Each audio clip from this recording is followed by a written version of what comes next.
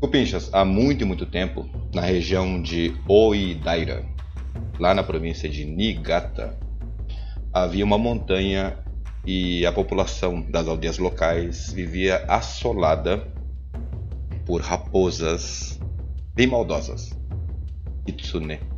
Raposas, no nosso conceito, mágicas, né? Que viviam aprontando e fazendo a vida dos habitantes locais bem difícil devido aos seus truques, disfarces, ilusões e por aí vai.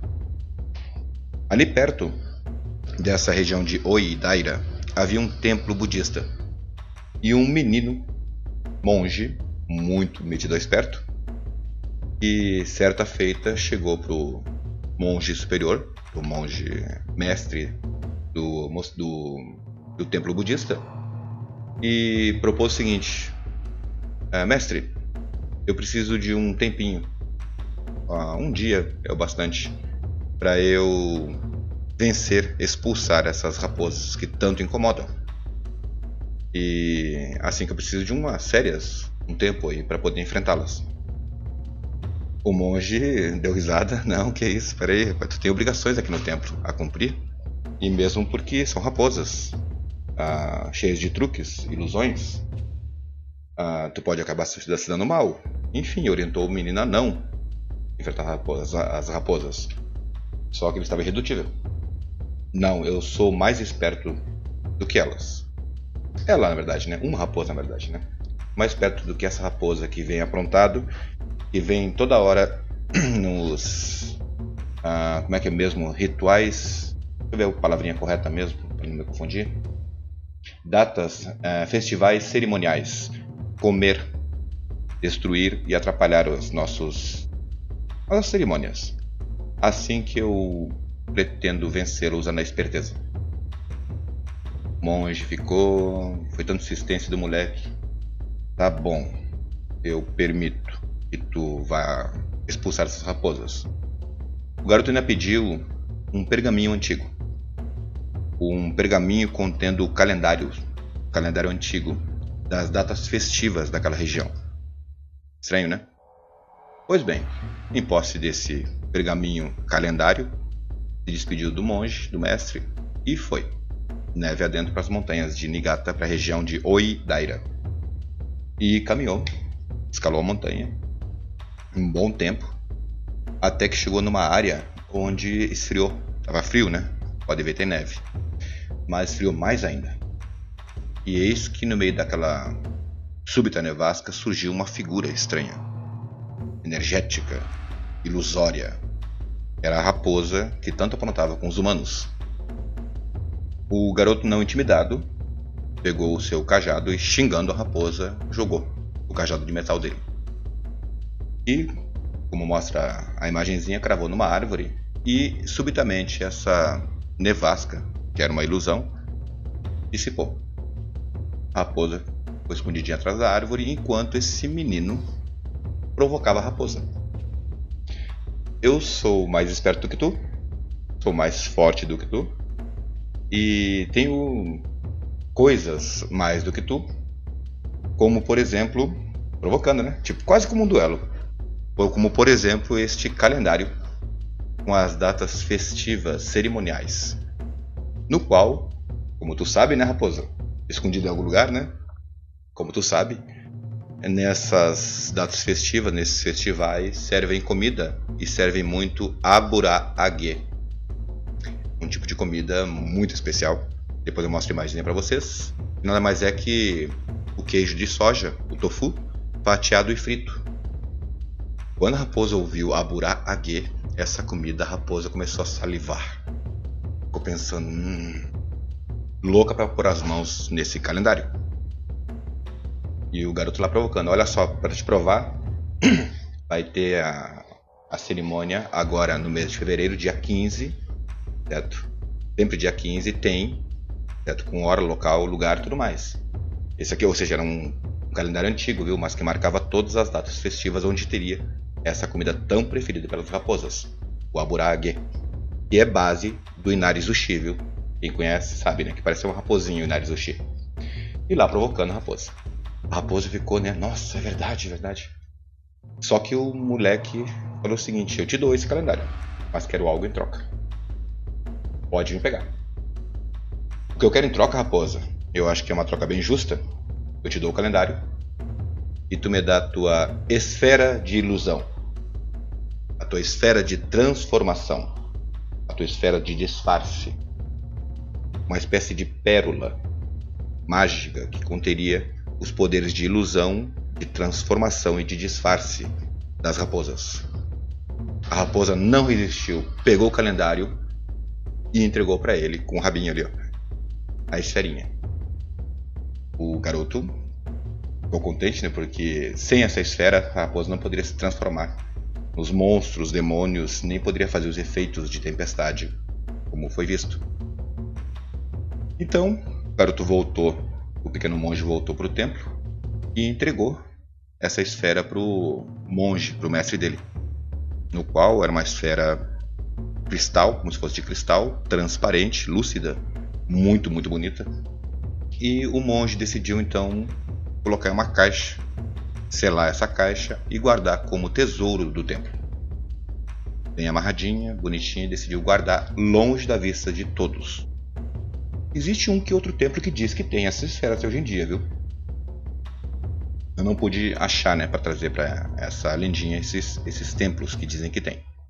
Pois bem, guardou, e o garoto, já estava próximo do mês da data que ele já havia anunciado para a raposa, dia 15, ele foi até uma espécie de restaurante local, avisando que havia entregado para a raposa o pergaminho com as datas. Portanto, no dia 15, onde teria esse festival cerimonial, eles tomassem cuidado com as raposas. E explicou também que a raposa não teria poderes. Pois bem, a raposa, salivando, né, esperou o dia 15, dentro dessa festividade, e se impelitou em direção a esse restaurante, um shoya, na verdade, né? Um tipo de restaurante. E lá sorrateiramente entrou para comer essa iguaria. E saiu abaixo de cacetada, pedrada, foice e tudo mais. E estava todo mundo esperando por ela. A raposa, esbaforida, se mandou para as montanhas, até ferida, né? Escondeu na sua toca, onde lá pensou: sem a minha esfera de transformação, não tenho a menor chance. E pensou e elaborou um plano. Eu vou recuperar essa minha esfera. O que ela fez? Chamou as outras raposas, pediu uma esfera emprestada de outra raposa e usou os poderes para se transformar em uma parteira. Parteira. Obstetra. E lá se transformou naquela idosa parteira de campanha de região, e assim disfarçada ela foi até o templo. Lá chegando, ela se apresentou para o mestre. O garoto não estava, né? Se apresentou para o mestre: olha, eu sou a parteira desse menino, ele nasceu nas minhas mãos. Eu soube que ele conseguiu uma relíquia, uma esfera de transformação, uma esfera de ilusão. Eu queria muito ver. O monge negou várias vezes: não, de jeito nenhum, ninguém pode ver essa esfera. Ela insistiu tanto e começou a chorar. E a implorar, tanto que comoveu esse monge besta, e ele foi lá e trouxe a caixinha com a esfera mágica. Mostrou, e claro, né, Cupinchas, a raposa transformada em parteira pegou e imediatamente manifestou os poderes da esfera. Usando os poderes da esfera, se transformou na raposa, num espectro tenebroso, e por um instante assustou o monge, assombrou o local e se mandou daquele templo em direção às montanhas. Monge babaca. Esfera poderosa dessa. Enfim, a raposa escapou com seus poderes intactos, digamos assim. Por sua vez, o monge pediu desculpas pro monge garoto. Olha, eu fui tolo, fui um besta, me desculpa, tá? E agora todo mundo vai se incomodar com essa raposa que vai voltar a incomodar as pessoas. O garoto, monge, menino, falou assim: não! Na verdade, eu tenho até um outro plano, mas não para pegar essa esfera dessa raposa, mas sim de todas as raposas dessa montanha. Deixa comigo. E o garoto insistiu novamente. Cara, ele tinha um plano para pegar todos. E assim que no dia seguinte ele montou no cavalo, com uma bandeira nas costas, vestido não como monge budista, mas sim como sacerdote shintoísta. E na placa, naquela bandeira dele, dizia o que ele gritou para as raposas. Ele era um daimyojin. Ele subiu no alto da montanha e lá começou a gritar: atenção! Eu sou um daimyojin. Do santuário Inari. Acho que eu coloquei o texto aqui. Coloquei aqui na imagem o texto. Ele gritando a plenos pulmões para as raposas. Eu sou um daimyojin, já explico para vocês o que é, do santuário Inari. Ou seja, uma divindade do santuário guardião das colheitas, o santuário dos cereais, o santuário das raposas. As raposas são emissárias dos deuses e estão relacionadas com as colheitas, principalmente colheita de arroz. Cereais em geral, mas principalmente arroz. Daí que os santuários Inari também são dedicados às raposas. E ele se apresentou como uma divindade que intercederia entre deuses, uma divindade entre deuses e raposas. Ou seja, as raposas, uma divindade do nosso santuário. E elas começaram a se juntar a ele gritando: eu sou uma divindade, sou do santuário Inari. E quando viu que todas as raposas haviam se juntado, com a atenção delas, ele... O negócio é o seguinte, cambada. Uma raposa muito besta perdeu a sua esfera há pouco tempo. Acontece que quando uma esfera dessas, uma esfera de ilusão, uma esfera de transformação dessas cai em mãos erradas, é tocada por um ser humano, ela fica contaminada, poluída e automaticamente polui todas as outras esferas. Portanto, eu, como divindade, solicito a todos vocês que me emprestem as esferas de vocês, que eu vou polir elas, vou limpar elas. Tudo bem? Coloquem as esferas nesse saco. E ficou lá. Rápido!